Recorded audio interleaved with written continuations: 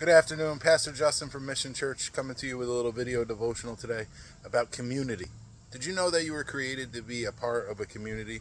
When God created Adam, it even says that it wasn't good for Adam to be alone, so he gave Adam Eve.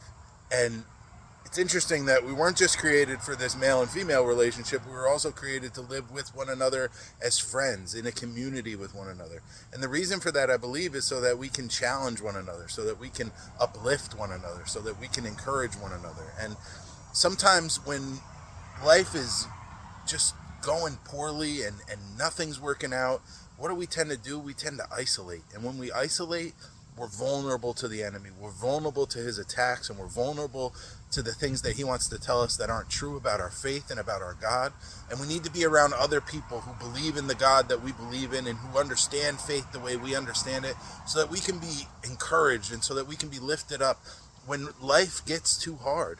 Because when life gets too hard and we're isolated, we are not where the will of God intends us to be. He intends us to be around other believers, around other people, and that's why Scripture so many times tells us that community is important, that church is important, that we're supposed to be together. So I want to encourage you, Saint, if it's been too long since you've been to church, you don't have to come to my church. I don't care what church you go to, but get around some other believers.